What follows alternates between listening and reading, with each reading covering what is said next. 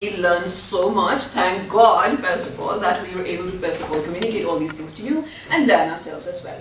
But ladies and gentlemen, it's 2020 and this year we're going to have Olympics, and this time in Tokyo. Exactly, and ladies and gentlemen, Shiza gave it away like that, and I wanted to come across with something very different. No, it's perfectly alright, because we both do the show together, so it's alright. So, ladies and gentlemen, because earlier in the previous segment we were talking about how developed countries are actually treating their waste and making sure that people are actually living in a safe environment.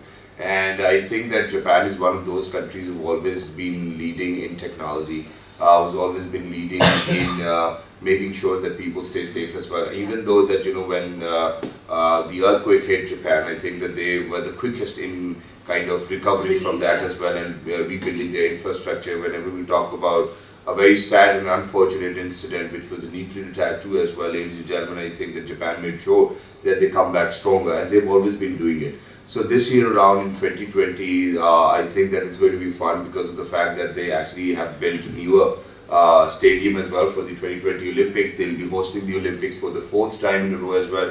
First time it was in 1964, the other time it was 72, the 98, and now 2020. But this is not it. I think that there's an interesting part to it, and that is that just 7 months ago, I'm sorry that today I've actually talked quite a lot about my experiences from abroad. I saw an 8K television over there on a display, wondering that we do not have cameras, we do not have things which can actually produce the kind of content which is going to be 8K or such a high result. So imagine that all of these Olympics which are going to take place in 2020, Summer Olympics, ladies and gentlemen, will actually be televised on 8K. So I think that's great. But why are they going to televise it 8K when people do not have an 8K television? That's something very different. But other than that, ladies and gentlemen, there are a total of 206 nationalities which will be participating. Almost 11,091 athletes, and there are total going to be 339 events in 33 sports with 50 disciplines. The opening ceremony is going to take place on the 24th of July, and the closing will be on the 9th of August.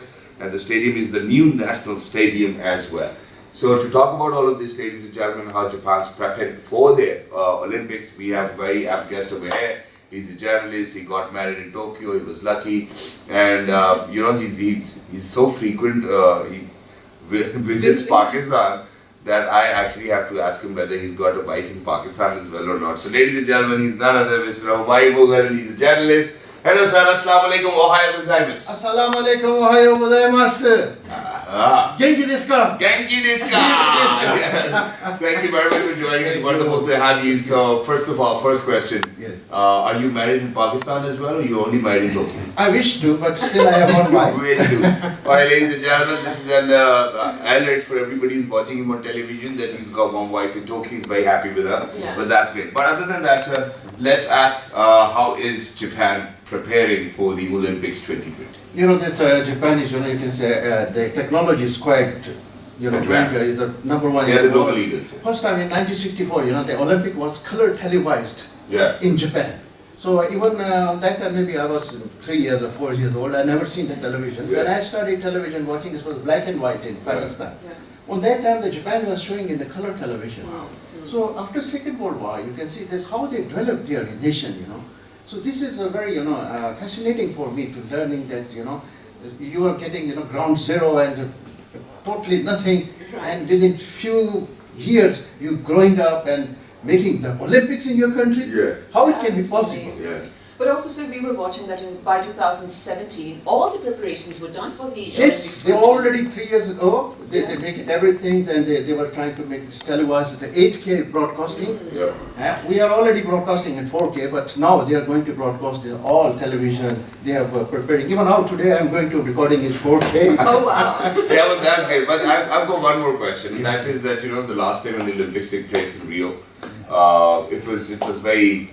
I don't know how to say it. There were people stealing from other people as well. People were running after other people, and people didn't feel safe over there as well. So, do you think that the government of Japan is actually looking after such problems as well, so that the people do not encounter a problem, even though that the crime rate in Japan is very low? Yes, they are preparing very well, because they are learning from the past what is the problem. Yeah. But they are totally, they are safe. Especially, they are trying to protect from terrorism. They're very worried about it. The whole countries, world are coming to participate in the Olympics. Okay. So I think everything is well prepared, and they are very whatever the traffic system and the train systems, everything they are completed within 3 years. How's the new stadium? Pardon? How's the new stadium? Yeah, it's quite beautiful. I think I wanted to show We have you the pictures of the stadium as well. We Please do can we that. You share? can see that. Yeah. So the beautiful stadium, they just built it within 3 years. Oh, that's amazing. How can That's do just it? amazing.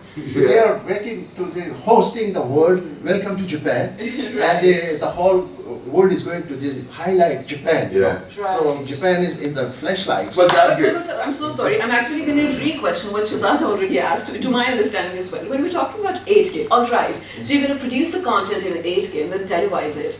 But, well, a lot of people all around the world will not have the receptors to, receive that 8K content. It's only in the Japan actually. Oh, right. Oh, In okay. Japan, but they modify it for the 4K too. So it's almost near to the 8K. But 8K, I'm living there. I have 8K television Okay. in my office because I'm producer, watching everything.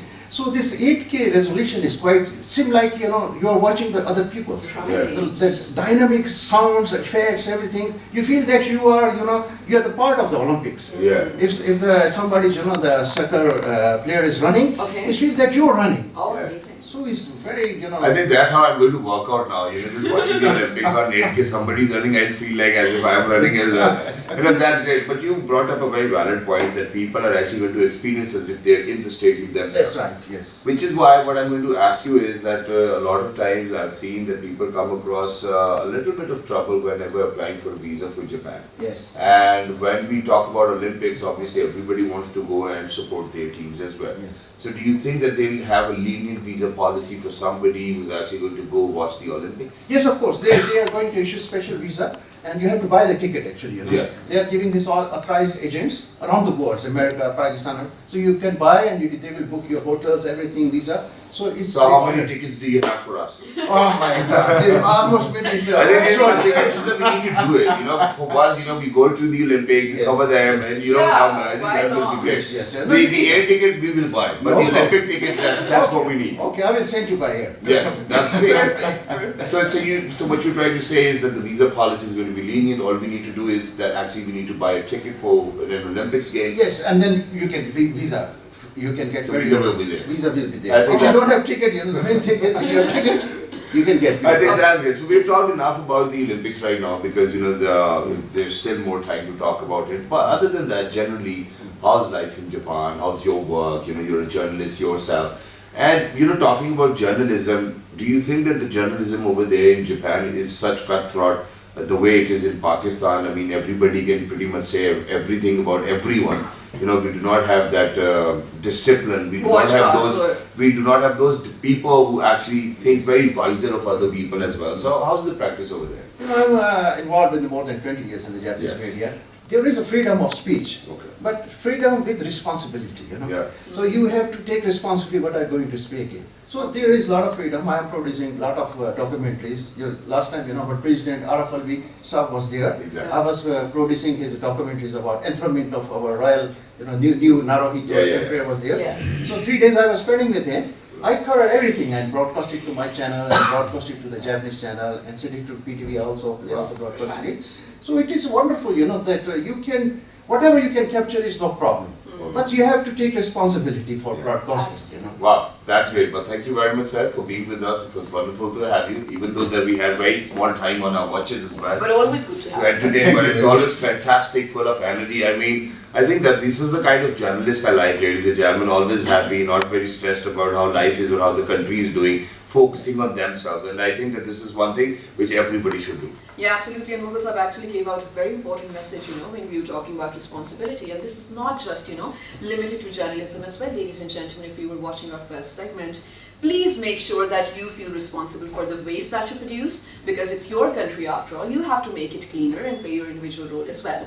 And if you're being a journalist, well, all of us are lately because we all have gadgets, right? Please be responsible in sharing and disseminating any sort of information. Exactly. Ladies and gentlemen, write to us on our Facebook page with the name of Well, this morning it's on your television screens. on Twitter, Well, this morning. Daily Motion and YouTube. Well, this morning.